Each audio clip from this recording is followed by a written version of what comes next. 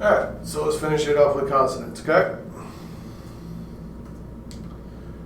All right, so when we're thinking about the production of vowels, like we were making articulatory changes, but we weren't making drastic articulatory changes. We were making small, more minor ones.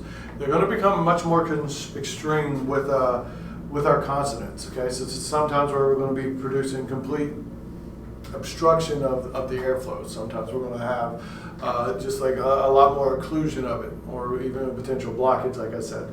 So there's also going to be some differences in the ways that the sources of sound are going to be used. Okay, with vowels, we are always periodic. Okay, we had one source in that situation when we're talking about source filter. The source was always the glottis. The glottis producing a periodic sound thing. Okay, we talked about that producing from very early on in this class, thinking about producing periodic wave, which produces the fundamental frequency and the harmonics. Okay, that's what the glottis produces. Okay, but now we're going to have some supraglottic sources in addition to our glottic sources. Okay, so not all our sound is going to come just from the glottis. We're going to have some things that are going to be coming from external sources as well. They're all internal. They're just external to the glottis. Okay. Now, with this situation, when we think about it, the various configurations of the vocal tract are going to generate different resonant frequencies. Okay, so that's what we're going to be producing with this situation. The various configurations of the vocal tract are going to generate different resonant frequencies. Okay, now that bullet point can be said for both vowels or consonants. It's kind of the same. That's what we're doing as producers of speech. We're changing the different acoustic resonant frequencies. All right, we have two types of consonants. I'm not all that overly concerned with whether or not you what dichotomy you're familiar with. So we'll talk about resonant, non-resonant. We'll talk about obstruent, sibilant, things like that, things that you may or may not have heard in your phonetics class. But those are the terms which are used, and I more borrow them as a means of trying to increase comprehension as opposed to trying to make you learn. With resonant consonants, it makes sense. They are resonant. They are produced by the vocal folds for the most part. They're going to have similar acoustic patterns to vowels. Okay, they are resonant versus the non-resonant consonants are going to have less similar characteristics to the vowels. Okay, all the resonant consonants will be voiced. The non-resonant consonants will have some non-voiced component to it. Okay, so we have the voiced and the voiceless cognates that are associated with that one. In that situation, all those have some voiceless component to it. All right, another kind of division is just kind of looking at sonorous and obstruents. I'm not huge fans of the terms, but they are what exist. With a sonorant, we have our nasals, liquids, and glides that are all going to fall into that category. On those, we have free airflow, so it's going to be really, really similar to a vowel once again. So if they're similar to a vowel, they're going to have formant frequencies that go along with it. Okay, so they are all voiced. They're all going to have a voiced sourse. Okay, voice source being the vocal folds. Okay, that's where our periodic laryngeal source is from that one. All right, we also have obstruents, which aren't really going to play by those rules. All right, we usually have some form of blocked or restricted airflow, completely blocked in a stop, extremely constricted in a fricative, and a combination of both with the affricates. And they're usually going to have, they're always going to have some aperiodic sound source in the upper airway. Okay, in the upper airway. Now, they can be voiced as well, okay? So we have the p and the b. We both produce them in the same way, in the same shape for both of those, but we're just going to turn our voice on for one, turn our voice off for the other. Both of them have that same aperiodic sound source as well, though. Just one of them has a periodic source to go with it. All right, the different sources which we can have in addition to the vocal folds, or including the vocal folds on the slide, we'll have the glottis, which produces the periodic sound wave for all our resonant consonants, and it does one other goofy thing. All right, it produces aperiodicity in the H sound. So what we have when we're producing the sound is we actually take our vocal folds and we partially adduct them to where we get them like that. And it's similar to what you guys were doing when we were doing our Bernoulli lab. And you just blow wind in the middle of them and they produce that noise. Okay, so that's the aperiodicity which they can provide in that specific phoneme. Okay, so you're partially adducting the vocal folds, but not enough for them to touch, and it makes the breath stream turbulent as it flows through it. Okay, we talked about turbulent versus laminar. A good example which we gave was if you want to make a lazy river, not the lazy river like a condo, but a river which happens to be kind of slow and lazy. If you wanted to make that have the presence of some rapids, well, then you'd have to put rocks in. Okay, so rocks in, boulders in, equal, and when you have water coming in, it has to equal water out. Well, now it has to travel around that obstacles, therefore it's going to have to travel at a faster pace. Okay, so that's where we can have that sound source producing out. All right, we can also have various supraglottic locations as well, like our blockages and our constrictions. So blockages with our stops and our constrictions with our plosives. But we can have a combination of those as well. So if we have a glottis and a constriction, that's going to be a voiced fricative. If we have a glottis and a blockage, that's going to be our voiced plosive. Okay, affricates are a combination of the two. All right, let's focus on the resonant ones to begin with, just because they're a lot more vowel-like. They're going to make more sense with what we're talking about up to this point. The articulatory and the acoustic properties are going to be similar on these. There's not an awful lot of constriction, which is going to give us formant structure. Okay, and the two categories which we have under the semivowels are going to be glides and liquids. Nasals are going to fall under if we're looking at our previous slide, just to kind of keep us where we're at. Right, we're talking about sonorants. We'll talk about obstruents a little bit later on, but nasals and liquids fall under the category of a sonorant, as do glides and liquids fall under the category of sonorant. They just happen to also have a more precise name of being a semivowel. Right, our glides are wa and ya, and our liquids are and ul. Our glides always occur before or between vowels, so if you try to say one of those before a consonant, it doesn't work, at least not in English. Liquids can occur before or after a vowel, or sometimes before consonants. So we can have like wreck, car, cart. We can also have loop, pool, and pulled in those situations, but won't work the same if we're trying to do that with a glide. All right, let's focus on each of these in their own first. The ya kind of resembles the E sound. Ya is called a palatal glide, produce this sound. We put the tongue blade close to the palate at a position that's close to that of the how front vowel, such as E. Right? And we already went through the spectra for E, so we'd actually expect this to look pretty similar. Remember our F1 on E was really large, okay, as a front vowel. All right, our F2 was really small because you're putting the tongue in the front. So F3 is small as well. So we know what the formant structure looks like for E, we should know what the formant structure is going to look like for ya as well.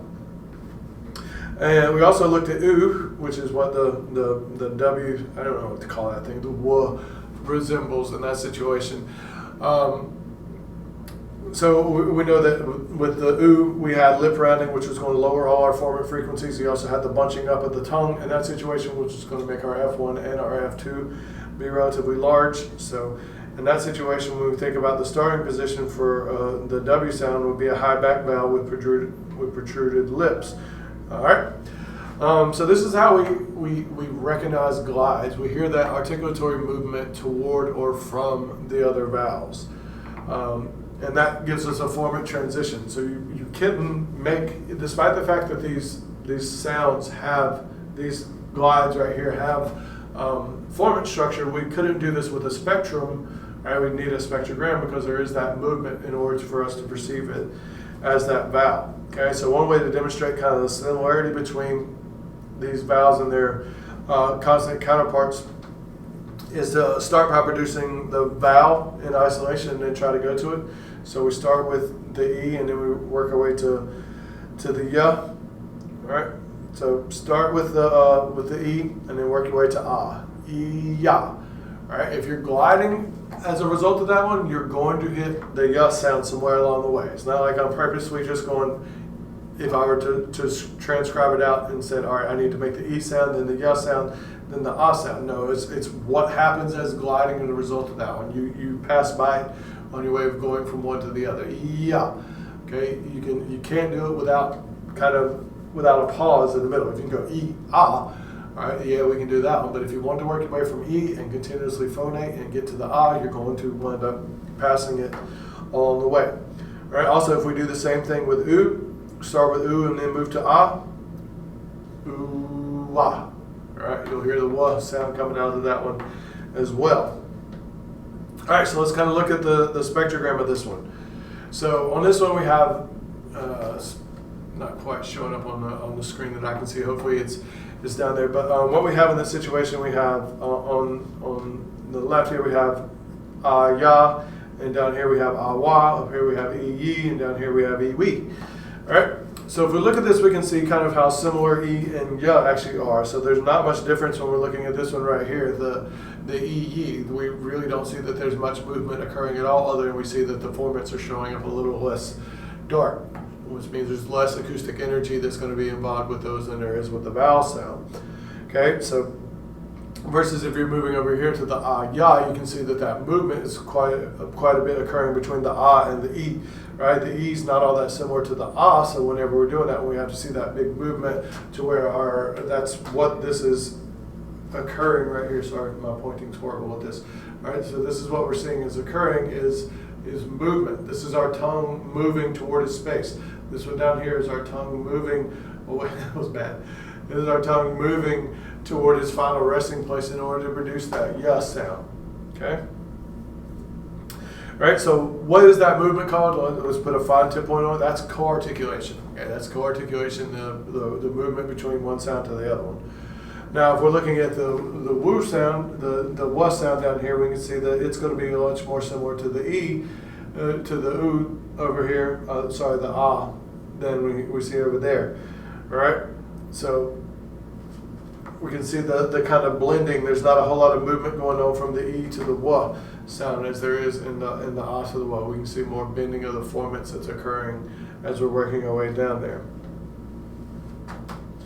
All right, the next sounds we're going to look at are going to be the liquids. All right, those are the glides. These are the liquids, the R and the L. I realize that when we're talking about phonetics, you're supposed to get them by their sound, but whatever. So these are going to be real similar acoustically, so much so that it does give individuals in other cultures who don't necessarily produce these sounds fits discriminating between the two because they sound very, very similar. A lot of Asian cultures have difficulty with knowing when to produce one versus produce the others. They're also really, really challenging for native speakers of English as well. These are two of our really, really common air sounds because they do require quite a bit of movement to occur within this situation. So with the R sound, the tongue is grooved, so we have some air coming over centrally, but also coming off the sides. Okay, so if we make a little canoe of that one, we have some air that's coming in the middle, then also some air that's going to penetrate off the sides.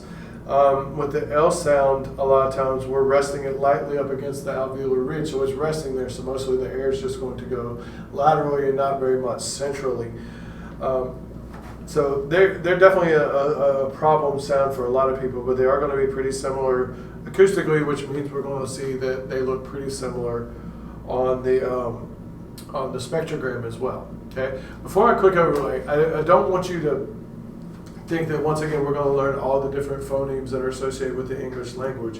What we're going to be able to do is recognize patterns. Okay, so by the end of all this one, we're going to be able to look at it and say, well, that makes sense as being a semivowel. That makes sense as being a nasal. That makes sense as being a plosive. That's a vowel. Those types of things. So that's as far as we're going to get for this class. I don't want you to sit there and say, I had a hard time with phonetics. Now I have to figure out some goofy image that's going to be associated with it. That's not the point of this class. Okay, the point of this class is to understand the consequences of this motion. All right. So here we see that it's a family of liquids. All right. We have ra on over here, and we have la down here, and we have iri and ili. Right, this one's a little more interesting if we kind of compare top to bottom in this situation. We see that F1 and F2 are pretty similar for both the and the ul. The biggest difference is going to be coming to F3. Okay, and why is that one? Right, so if we think about what we're saying about these, like the rose is going to have a lot more rounding. The ra, ra, ra, it's going to have a lot more rounding than will the li, li, li. It's going to be a much more back mouth posture for those two. So that's where we're seeing the biggest difference in this. Once again, not going to ask you guys to discriminate between these two different liquids, but we can see kind of with the movement that's occurring, what type of thing is going to be associated with it, generally to the point of just saying it's a semi-vowel. All right, nasals are the next sound, and these are actually probably some of the easiest to kind of tell the difference between on a spectrogram. They have a very, very distinct pattern, and the pattern makes absolute sense when you think about it from acoustic phonetics and an articulatory understanding. Right? With the M, the N, and the NG sound, all of these require additional resonance from the nasal cavity. So we're producing the periodic voiced sound that's going to be associated with it, the periodic glottis, but then we're just going to add some resonance from the nasal cavity. Right? So to do that one, we actually lower our velum to where all the air is going to get, for the most part, filtered into the nasal cavity. All right? So we're closing off the oral cavity. So if we had an F1 that was associated with the pharyngeal cavity, and we have an F2 that's associated with the oral cavity, what happens when we close off the oral cavity? All right, same thing kind of happens as what's happening when we move our tongue into the oral cavity. We made a much smaller oral cavity. In this situation, we're closing off the oral cavity, so we're not even using the oral cavity. It generally gives us with one really, really big resonating cavity. Okay, the pharyngeal cavity couples with the nasal cavity, and we have one really big cavity. When we have one really big cavity, what's going to be associated with our frequency response to that? It's going to be really, really low. Okay, so let's think a little bit about what we're seeing from an articulatory standpoint, and what we're seeing from a frequency response. Okay, so what I have here is we have, this is just acoustic tiling. So you've seen this in, probably had it on your dorm room bed, like egg carton stuff, but we have much nicer stuff in like acoustic studios and things like that. That kind of resembles the physical constitution of your nasal cavity. All right, they're relatively weak sounds because a lot of those frequencies are going to get absorbed by your nasal cavity. Your nasal cavity has lots of soft walls, lots of convolutions, lots of boogers, lots of hair, lots of other stuff going on in there, and that stuff's just going to absorb the sound. Okay, it's the same thing when we talked about theaters and where they hang heavy drapes on the walls to absorb sound. All right, so that makes them relatively weak sounds. There's just not a lot of acoustical information that's going to exist above that. All right, so they also dampen a lot of the sounds. They are going to, because of the actual formant structure which we're going to have. All right, we don't have but one formant. Okay, because we only have one cavity, so we're only going to have one formant. So that means that, remember, formants are the resonating peaks. Okay, well, if we only have one peak, then we have a lot of stuff that's not going to get resonated. Okay, so it dampens an awful lot of frequencies. Okay, so all these three bullet points are in conjunction, saying that we're going to have not very intense sounds, and they're going to be very, very low in frequency. Okay, because we have that long vocal tract. All right, well, you could start to, if you wanted to hit pause and think about what this might visualize like, and you start to get a pretty good picture of it having just one formant. Okay, like you're going to have one formant. We're going to call it the nasal murmur. It's just F1. Okay, and it's related to the nasal cavity being coupled with the pharyngeal cavity. You only have essentially one cavity in that situation, so it's going to be really, really low in frequency. Okay. This is a more complicated way of saying what we had on the previous slide. The second one right here, we talked about it dampening sounds. It dampens sounds because it only has one resonating peak, right? It has one pole, mostly zeros. That's going to filter out the majority of the frequencies that are going to be produced, to where you wind up with a lot of zeros and not a lot of poles. Okay, so the frequency regions where the source amplitude is severely dampened. All right, here's a picture for it. Okay, so what we have is we have vowel moving into formant in all these situations. Okay, you have them on your home slides as well. but you have vowel moving into formant, and then over there, we're basically, as far as I can go, you can only see the formant. All right, my hand disappears with the vowel. So what we have there is that's the one thing that we're seeing. So like I said, it's pretty easy to actually picture. You're going to have like something coming before it, right, or something coming after it. If you start it as if it's the initial phoneme, and you're going to have a lot of times some vowel structure before or after it. All right. So when you see formants and you see formants disappear, and you see just this one little thing down here at the bottom, that's going to be a nasal. Or if you reversed it and you see this one little thing down here at the bottom, then you see formants, then that's a lot of times what you're going to be able to see. So it's usually a pretty easy identification of saying, oh, that's a nasal right there. Okay, pick your nose right there. All right, so those are those are the resonant ones. Those are the ones that are going to behave more like vowels. All right, let's look at the ones that don't behave very much like vowels. So when we have like an obstruction, okay, we can have two types of obstruction. We can have a blockage or a constriction. Blockage is stopping it. Constriction is allowing is a narrowing of a passage. Okay, so like if you're going down a highway, if you have a blockage, then no traffic goes through. If you're going down a highway and they've got it down to 2 lanes versus 4, that's a constriction. Okay, so when we have those within the vocal tract, we can either completely block the airflow or we can partially block the airflow. And that's what we do in order to produce our non-resonant consonants. Okay, this causes aperiodicity. We'll talk about kind of what that is a result of, but it's kind of similar with a fricative to like wind blowing. Shh. Okay, like if wind is out there and you don't have anything for it to travel between, it doesn't make a noise. All right, and if we think about it from a blockage, it's similar to like one of those little cork guns that a little boy may play with, where you just shove the cork in there and you do a little plunger and it goes. All right, that's a release of that information, of that acoustic energy. All right, these can be voiced or not voiced. So remember, we have our cognates back to phonetics class. The sounds that are going to be identical in both place and manner, but they're going to have different in terms of voicing. Okay, so that's the pa-ba, the ta-da, ka-ga, sh, s, sh, z, and the s, z, and the f, v, and the 2 THs. All right, all those are our cognates.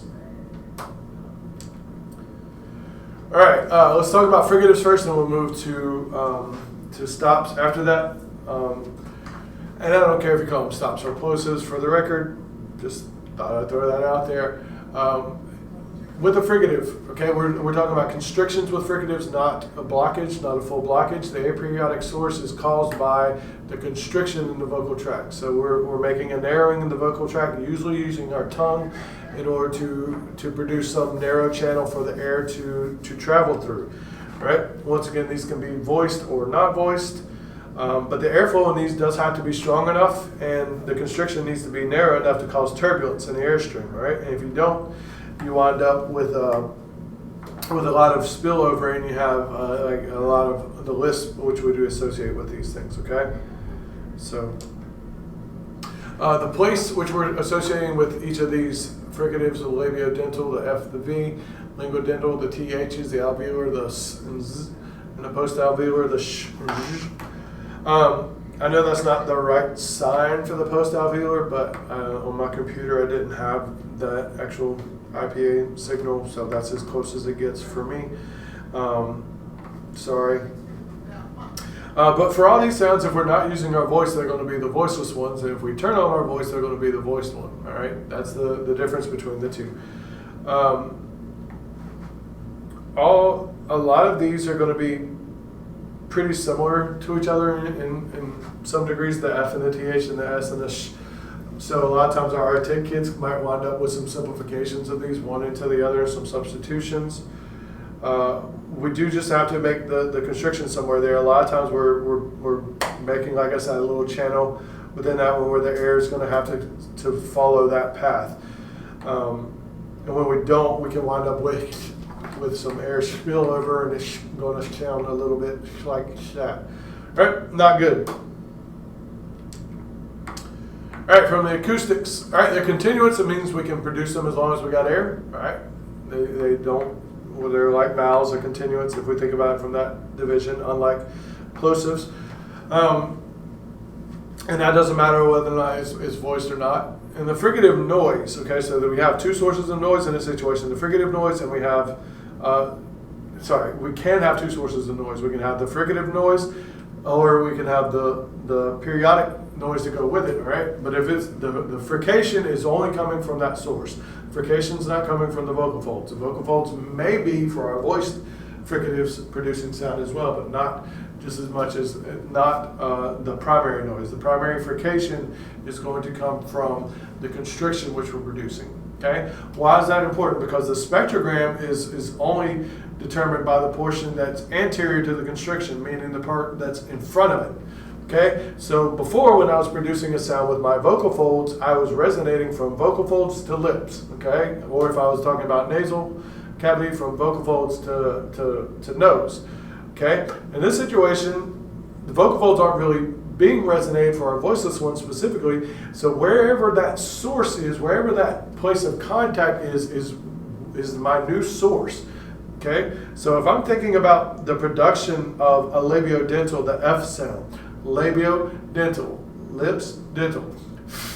Okay? So all I'm resonating is forward from that, anterior to my constriction. I don't resonate in reverse, okay? I'm not resonating anything back here. This is not a resonating chamber. I'm resonating in one direction only, that way. So I'm only resonating from here to there. And why is that important? Okay? Because we're talking about this from a formant structure. If we have a big cavity, we have a low frequency, we're going to have really small cavities, okay? Even if we're talking about the k and the g, our place being back here at the velopharyngeal port, like we're resonating a very, very small portion, which means they're going to be really, really high in frequency, okay? Because they're going to have really, really small cavities, okay? So let's actually visualize our fricatives here, all right? These are pretty easy to pick out as well, I think, because we look right here and we just see, all right, static, fricative, okay? Static, static, static, static, and then static working its way up there. Okay, they're all surrounding it in each one of those situations is a vowel in these situations. Although it doesn't have to be, we can produce each of these in isolation. We can just go s. Okay, we don't need the formants to tell us it's there. But in each one of these little depictions, there it is. It's going a, va, a, fa, a, sa, a, za, a, tha, a, da, a, sha, a, ja. Okay, so those are the things which are showing that we have this high frequency energy which is existing.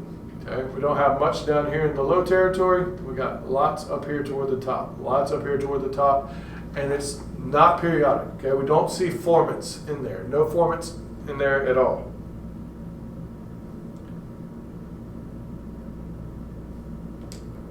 All right, now stops or plosives. These have the greatest constriction. These are going to be the ones that require blockage. Okay, buttaka, buttaka.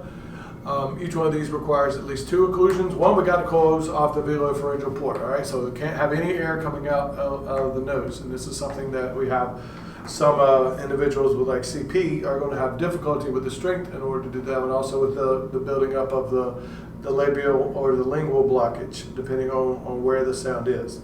All right, but the defining characteristic of these sounds is a momentary cessation of airflow.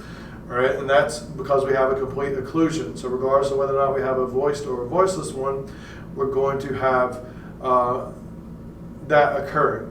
Now remember, same thing we said about fricatives is going to apply here. We're only resonating a very, very, very small portion of these. So on the P sound, we're resonating lips. All right, that's it.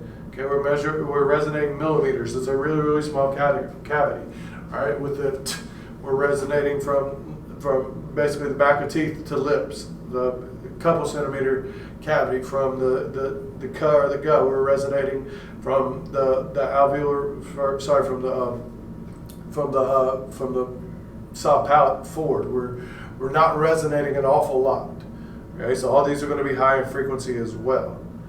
The interesting part about these is that it does require a couple different motions to occur. We have a holding or a closing phase where the articulators are coming together in order to include the vocal tract, okay, because they don't just rest in that position, we have to move them toward it, right? And then we have that hold, we have that occlusion, we have that blockage, and then we eventually have to release it, okay? So where one of the two occlusions must be broken, all right? These phases are all going to be represented in the spectrogram, but the key here is that we're going to see movement. Okay, we're also what we actually perceive is the movement that's going to occur. All right. So if we have a closing phase, we're going to see articulators moving. So that means we're going to see some shifts in the acoustic energy which is occurring on the spectrogram. If we have a hold or a closure phase, that's silence. Okay, we're actually going to see nothing occurring for a moment, and then we have a release. That's where we'll see that energy kind of burst at the end of it.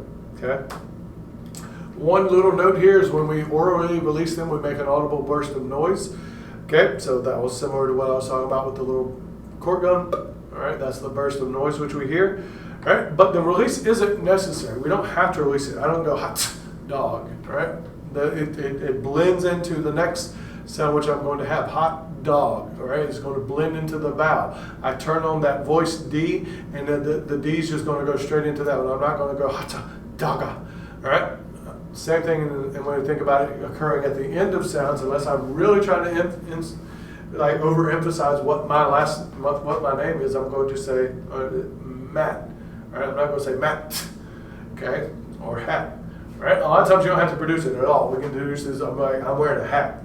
All right, I just moved my teeth to my jaw and tongue toward the position in order to produce that T phoneme. I did not actually release it.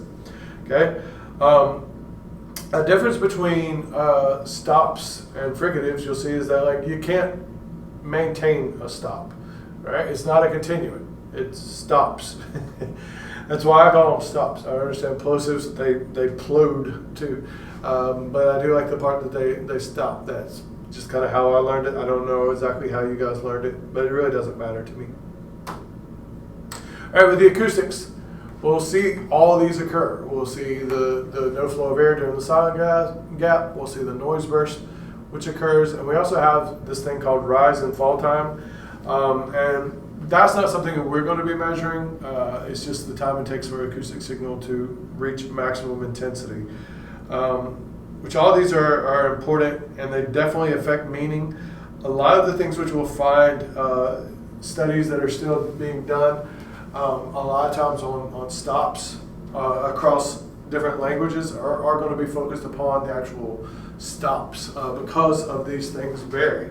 All right, the way in which we produce these is different than the way in which we produce these in a lot of other languages. Okay, we can measure them. All right, for these we have apa aba, ata ada, and aka aga. And you can really see the difference here between the silent gap and the cognates that exist here.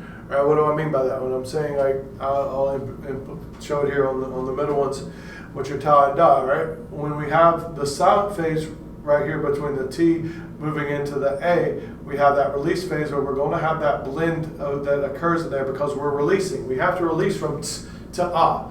We don't have to release over here from d to ah because duh is already voiced. I don't have to turn it off in order to turn it on. It's already turned on, I just leave it on. Da. All right, the duh is already turned on in order to get to the ah, so I don't see that occurring over there as much.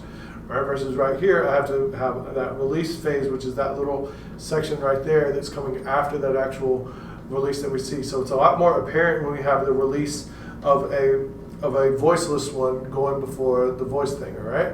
But what we're seeing here is that the main characteristics of knowing whether or not this one is saying that vertical line, all right? That vertical line and that closure phase. The closure phase and that vertical line is indicating to us that we have a stop here. All right, I'm actually going to skip this slide. All right. And then we're going to move on to the Africans. All right, chair and jar. Once again, didn't have IPA signals downloaded to that computer, so I just left it here. Affricates are stops with fricative releases, so you're going to see characteristics of both on those. That's basically similar to what we were talking about. We were talking about diphthongs. Diphthongs are just two different sounds. You make one, then you make the other. That's what we're kind of looking at here with affricates. Now, what will be more kind of challenging for us is to understand when I'm seeing a stop and when I'm seeing an affricate. Okay, so in this situation, we can see that the release for this one, all right, we have this high intensity energy is going to be here. Okay, we have it's a nice little duration right there to where we're producing the sh portion of the ch. Okay, so this will be our stop portion. This will be our fricative portion. Right, that's going to be a lot longer than would be when we look at the next slide. You'll see it. Then the stop release portion. If I was just doing ata, this is a lot greater duration than it would be if we were just doing ata. Right, on the other side over here, we can look at it and we can see that it's going to be a voiced one, so it's moving straight into the vowel, but that little elongation right there is going to be a lot longer here than it will be the other one. So that's the main difference that we're seeing between the affricates and the fricative, or sorry, the stops. Okay, so here we have apa and then acha. Right, apa, short little duration right there, that little thing, that's all we have moving right into the vowel. Over here we have that elongated duration moving right into the vowel. Okay, so we see much more noise in the affricative, and we see a lot longer duration between those. So the duration is going to be the biggest difference that we're seeing between plosive and noun. Okay. We're actually going to leave off prosody for this one, so if this is in your notes, you can leave it off. We're not going to get to it. We're not really going to have time to do it, but I'll follow up most of the stuff in an email as well. Like I said, you're going to need to be able to look at a spectrogram that's going to include speech, which includes vowels, consonants of all sorts, right? And you're going to be able to say that to me is a semivowel, that is a nasal, that is that's a fricative, that's a vowel, those types of things. And then from the vowel perspective, we're just going to kind of be looking at those anchors which we discussed earlier, to where we're going to say, all right, that looks like the ah, the e, or the u. Okay, everything else in the middle is kind of gravy, not something we're going to have the time to focus on, but we wouldn't have had the time to focus on it during a normal semester either. All right, so labs will be coming to help all this stuff sink home. Watch it as many times as you need to watch it. Make sure to like it on there because I'm trying to go viral. All right, enjoy it. Thanks.